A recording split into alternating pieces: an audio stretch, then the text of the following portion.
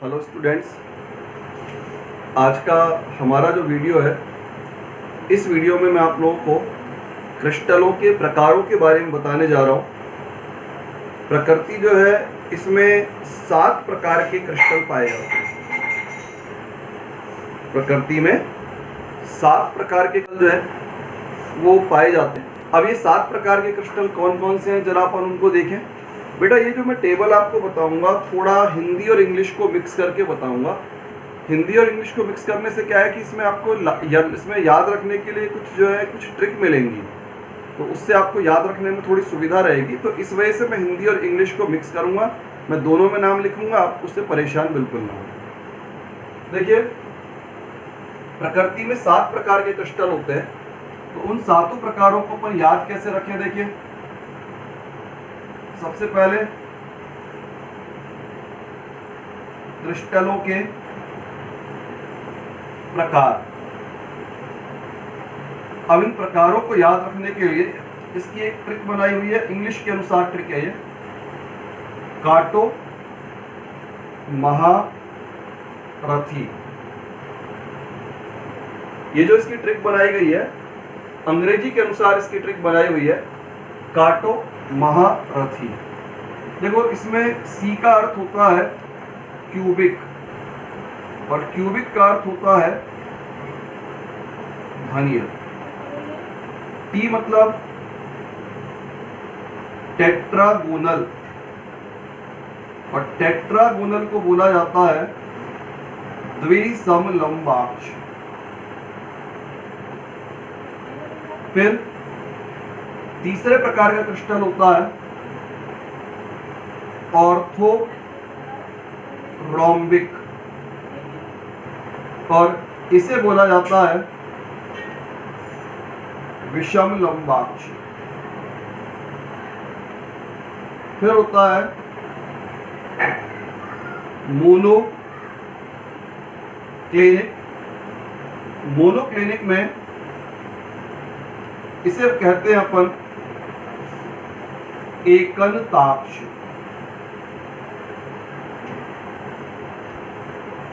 H का अर्थ होता है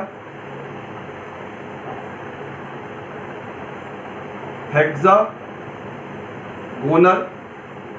हेक्सागोनल का अर्थ होता है षटकोणीय। फिर आर का अर्थ होता है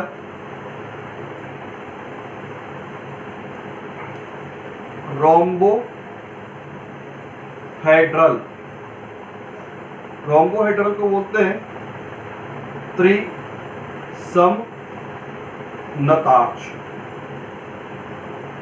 फिर इसके बाद आता है टीआई। टीआई को बोला जाता है ट्राइक्लिनिक। ट्राइक्लिनिक को बोलते हैं त्रिनताक्ष। तो बेटा, इस तरह से हम यहाँ पर 7 प्रकार के क्रिस्टलों को याद रख सकते हैं।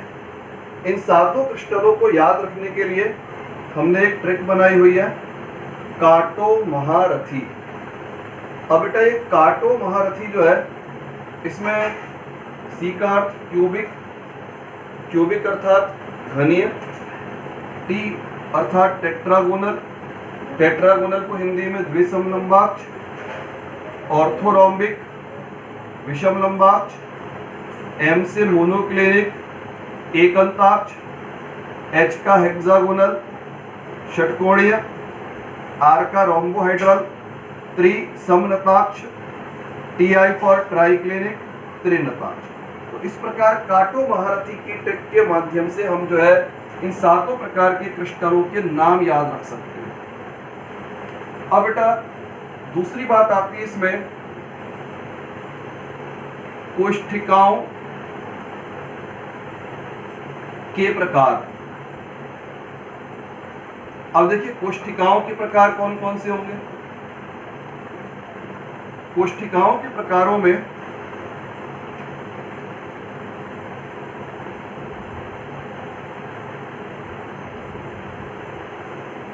इसमें याद रखने का तरीका, क्यूबिक वाले में आप याद रखेंगे BSF। अब बेटा देखिए BSF क्या है, देखो B का मतलब बॉडी, ये 7 प्रकार के क्रिस्टल यहां कंप्लीट हो जाएंगे आपके। B का अर्थ है बॉडी सेंटर्ड, ये मैंने नाम आप लोगों को पहले इंग्लिश में भी और हिंदी में भी दोनों नाम बता रखे हैं। बॉडी सेंटर्ड का मतलब होता है काय केंद्रित। फिर S का अर्थ होता है सिंपल, और इसको हम एक नाम और भी देते हैं प्रिमिटिव, यानी सरल प्रकार की कोष्ठिका। और F का अर्थ होता है फेस सेंटर्ड, यानी फलक केंद्रित कोष्ठिका। तो अब आप इसको आसानी से याद रख पाएंगे। BSF में एक तो काय केंद्रित, दूसरा हो गई सरल, और तीसरी हो गई फलक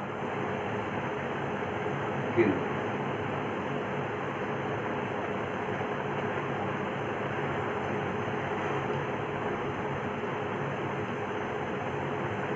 अब बेटा टेट्रागोनल में BSF की बजाय केवल BS।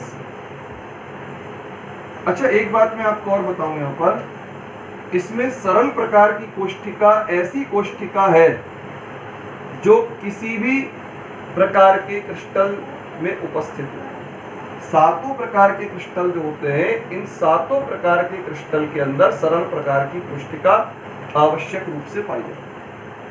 एक तो हो गई काय केंद्रित, और दूसरी हो गई सरल।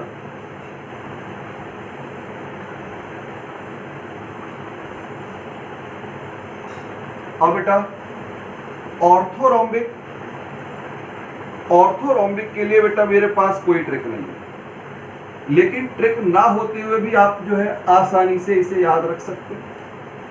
ये एक ऐसा क्रिस्टल तंत्र होता है जिसमें सभी प्रकार की कोष्ठिकाएं उपलब्ध होती है। ऐसी कोई कोष्ठिका नहीं है जो इस तंत्र के अंदर उपलब्ध ना हो, यानी आपकी सरल भी होगी, आपकी काय केंद्रित भी होगी, आपके फलक केंद्रित भी होगी, और चौथी जो है आधार केंद्रित भी होगी। आप देखिए अपन ने 4 प्रकार पढ़े थे। एक तो हमने पढ़ा था सरल, और दूसरा पढ़ा था हमने केंद्रित कोष्ठिका। और केंद्रित कोष्ठिका के हमने 3 भाग बताए थे, काय केंद्रित, फलक केंद्रित और आधार केंद्रित। तो इस तरह टोटल 4 प्रकार हुए, और ये चारों प्रकार केवल एक ही क्रिस्टल तंत्र में पाए जाते हैं, और वो क्रिस्टल तंत्र होता है आपका विषम लंबाक्ष क्रिस्टल। अब इसके बाद देखिए भाई, अगला आपका आता है मोनोक्लिनिक। मोनोक्लिनिक यानी एकंताक्ष। मोनोक्लिनिक या एकंताक्ष को अपन बड़े ही प्रेम से याद करते हैं। किससे याद करते हैं? प्रेम से याद करते हैं। अब बेटा प्रेम से कैसे याद करते हैं? देखो, PR का अर्थ होता है primitive. Primitive, PR for primitive, और प्रिमिटिव का अर्थ होता है सरल। तो सरल यहां पर भी हो गया। फिर बेटा E का अर्थ होता है एंड सेंटर्ड, यानी आधार केंद्रित। एंड सेंटर्ड हो गया आपका आधार केंद्रित। अपन मोनोक्लिनिक के अंदर कोशिकाओं के प्रकारों को प्रेम से याद रखेंगे। प्रेम से कैसे याद रखेंगे? एक तो सरल हुआ और दूसरा हुआ आधार केंद्रित, और एम फॉर मोनोक्लिनिक। मोनोक्लिनिक में दो कोशिकाएं, प्रिमिटिव और एंड सेंटर्ड। फिर बेटा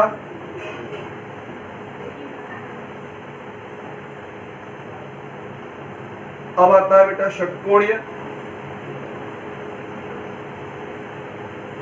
यहां पे अब अपने को ज्यादा दिमाग लगाने की आवश्यकता नहीं है। बचे हुए लास्ट के तीनों में केवल सरल, सरल और सरल, सरल प्रकार की एकक कोशिका जो है पाई जाती है। लास्ट के जो तीन है, इन लास्ट के तीनों में सरल प्रकार की कोशिका जो है वो पाई जाती है। तो देखिए मैंने आप लोगों को कोशिकाओं के प्रकारों को बड़ी आसानी से यहाँ पर बताया। क्यूबिक क्रिस्टल, क्यूबिक का मतलब क्यूबिक में आपका बीएसएफ, बीएसएफ में आपका काय केंद्रित, सरल और परत केंद्रित। टेट्रागोनल में मैंने बताया बीएस, काय केंद्रित और सरल। ऑर्थोरोम्बिक में कोई ट्रिक नहीं, कोई ट्रिक नहीं मतलब सभी कोशिकाएं इसके अंदर पाई जाती है। मोनोक्लिनिक में आपका प्रेम, प्रेम में पीआर फॉर प्रिमिटिव मींस सरल, ई फॉर एंड सेंटर्ड मतलब आधार केंद्र। और अगर अपन इसमें जो है इनको भी जो है इसको ट्रिक से अगर हम देखना चाहें तो इसकी भी एक ट्रिक है, पर ज्यादा ट्रिक मैंने बताना उचित नहीं समझा, फिर भी आप देख लीजिए। आपका simple HRT clinic, simple heart clinic, आप इसको ऐसे याद रख सकते हो, सिंपल हार्ट क्लिनिक। सिंपल किसमें? H फॉर हेक्सागोनल में, सिंपल किसमें? R फॉर रोम्बोहेड्रल में, सिंपल किसमें? T क्लिनिक मतलब ट्राई क्लिनिक। तो लास्ट के जो तीन होते हैं उसके लिए हमने ट्रिक बनाई हुई है सिंपल हार्ट क्लिनिक। तो इस तरह से हम इसको भी अपन याद रख सकते हैं कि सिंपल कहाँ कहाँ पर, केवल सिंपल कहाँ कहाँ पर होता है। तो ये जो तीन अपन ने बताए इनमें केवल सिंपल ही होता है, सिंपल के अलावा कोई दूसरा कोशिका का प्रकार नहीं पाया जाता। अब बेटा इसके बाद में आती है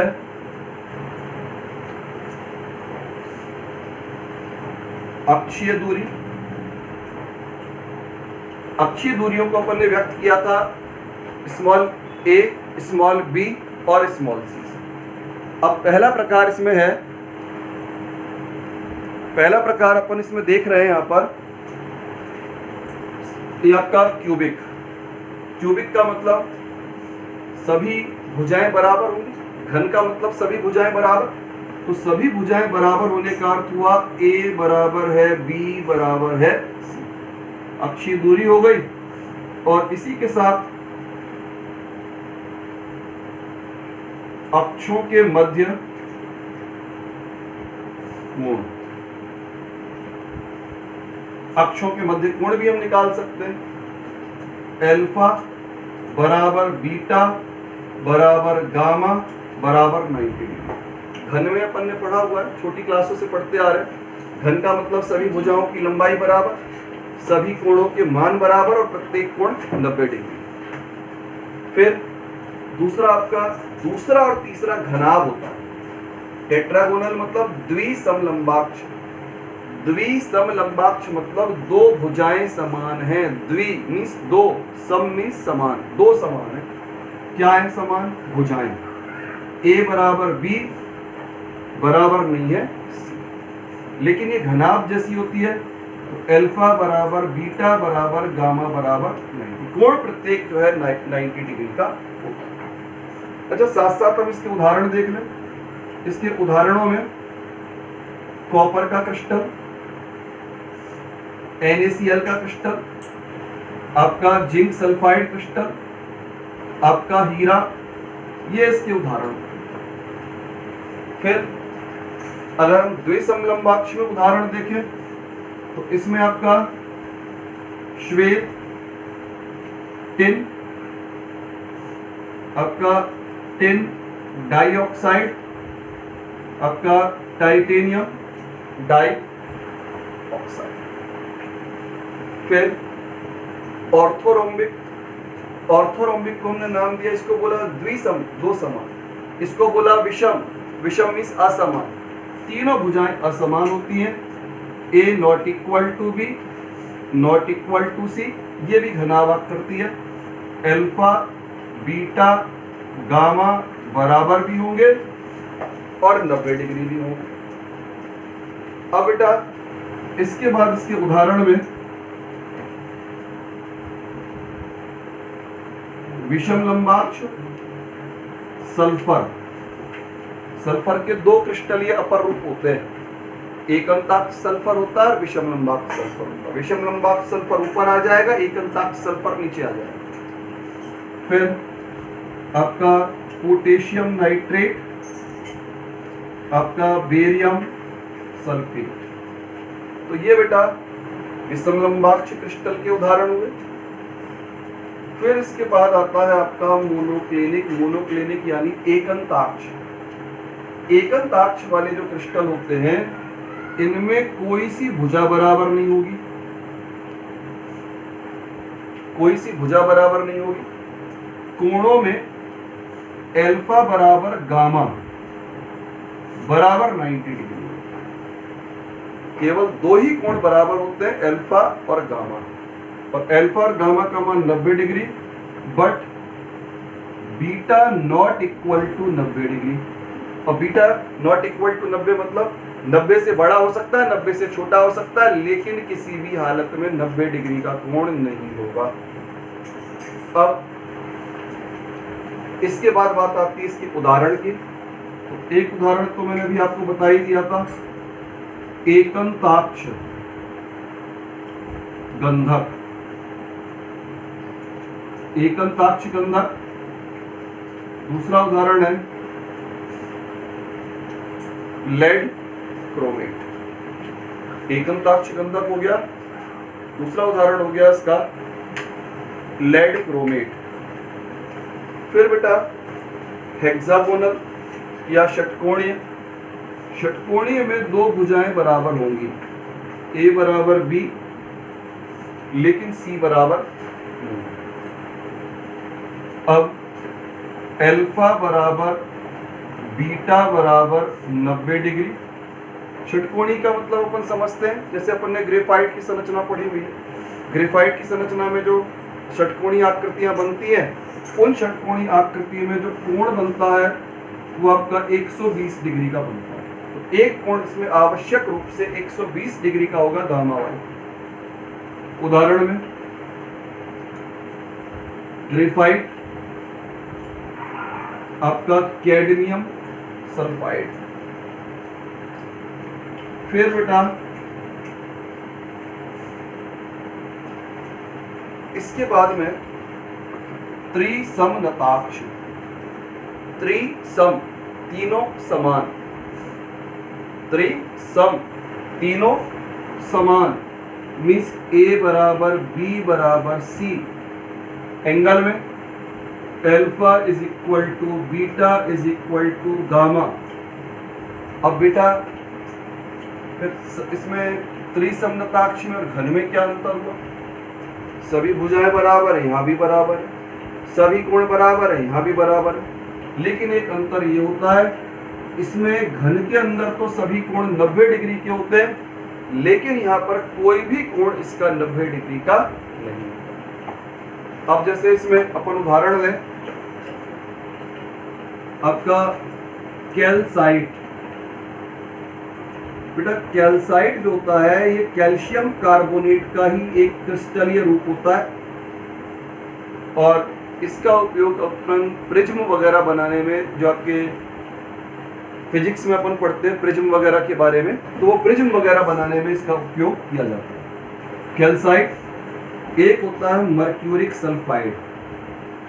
तो त्रिसमनताक्ष में आपका कैल्साइट आ गया, मर्क्यूरिक सल्फाइड आ गया। फिर अगला आता है इसका लास्ट त्रिनताक्ष। ये तो था त्रिसमनताक्ष, तीनों समान, और ये तीनों असमान। इसमें सब कुछ असमान होगा, ना तो कोई भुजा बराबर और ना ही कोई कोण बराबर और ना ही कोई कोण जो है 90 डिग्री। त्रिनेत्राक्ष में क्या विशेषता है? ना तो कोई भुजा बराबर होती है, ना ही कोई कोण बराबर होता है और ना ही कोई कोण जो है यहाँ पर 90 डिग्री का होता है। अब बेटा इसके आगे अपन देखें जरा उदाहरणों में। इसके उदाहरण में copper sulphate pentahydrate, copper sulphate pentahydrate, boric acid, boric अम्ल हो गया आपका, पोटेशियम डाइक्रोमेट K2Cr2। तो इस प्रकार से बेटा ये 7 प्रकार के क्रिस्टल तंतु। अब अगर अपन देखें भाई जैसे सरल है, सरल कोष्टिका इन सभी के अंदर पाई जाती है, तो क्या इसका मतलब ये कि सभी सरल एक समान होंगे? नहीं, बिल्कुल नहीं, सभी सरल एक समान नहीं होंगी। इनमें अंतर कहां पर होगा? 8 मतलब केवल कोनों पर ही कण पाए जाएंगे, ये बात तो सब में अप्लाई होगी। लेकिन इस वाले सरल में और इस वाले सरल में क्या अंतर होगा? इस वाले सरल में तो सभी भुजाएं बराबर होंगी, इस वाले सरल में 2 भुजाएं बराबर होंगी, तीसरी भुजा असमान होगी। फिर इस वाले सरल में और इस वाले सरल में क्या अंतर होगा? इसकी तीनों भुजाएं बराबर होंगी, इसकी तीनों भुजाएं असमान। यानी सभी में सरल मौजूद तो है, लेकिन सभी के सरल में अंतर किन चीजों से देखा जाएगा? अक्षीय दूरी और अक्षीय कोणों के आधार पर। या आपके जितनी जगह काय केंद्रित होगा, काय केंद्रित में अंतर भी हम इसके आधार पर अंतर निकालेंगे। तो ये थोड़ा एक बच्चों में कंफ्यूजन होता है कि भाई सब में ही सरल है, तो फिर सब में सरल क्या, इसका मतलब एक समान थोड़ी होता है। सब में सरल एक समान नहीं है। सरल किसमें समान है? कणों की स्थिति, 4 कण ऊपर के 4 कोनों पर, 4 कण नीचे के 4 कोनों। लेकिन वास्तव में क्या होता है? अक्षीय दूरियों में के मान भिन्न होंगे। इन 7 प्रकार के सरल में अक्षीय दूरियों के मान भिन्न होंगे और अक्षों के मध्य में बनने वाले कोणों के मान भिन्न होंगे। फिर इस प्रकार से बेटा अपन जो है क्रिस्टलों के प्रकारों को याद करते हैं। अभी देखिए इसमें एक चीज और भी आती है। आप देखो टोटल कितने प्रकार की कोष्टिका है? 7 प्रकार के तो क्रिस्टल हुए। ये 7 प्रकार के क्रिस्टल 14 तरह की कोष्टिकाओं से बनते हैं। 3 और 2 5, 4 9, 2 11, 12, 13 और 14। ये 14 प्रकार की जो एकक कोष्टिकाएं होती हैं, इन 14 प्रकार की एकक कोष्टिकाओं को सम्मिलित रूप से नाम दिया जाता है ब्रेवेस जालक। 7 प्रकार के क्रिस्टल 14 तरह की कोष्टिकाओं द्वारा निर्मित होते हैं। 7 प्रकार के क्रिस्टल टोटल 14 प्रकार की कोष्टिकाओं द्वारा निर्मित होते हैं और इन 14 प्रकार की कोष्टिकाओं को हम सम्मिलित रूप से ब्रेवेस जालक के नाम से पहचानते हैं।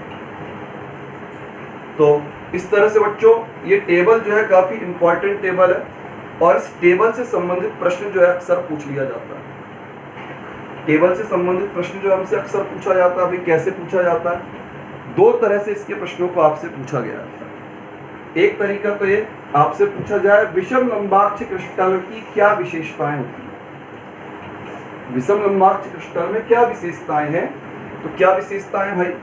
पहली विशेषता तो हम बता सकते हैं, इसमें कौन कौन सी कोष्टिकाएं पाई जाती हैं? सरल प्रकार की कोष्टिका है, काय केंद्रित कोष्टिका है, फलक केंद्रित कोष्टिका, आधार केंद्रित कोष्टिका, चारों तरह की कोष्टिकाएं पाई जाती हैं। फिर दूसरी विशेषता, सभी अक्षीय दूरियां असमान होती हैं।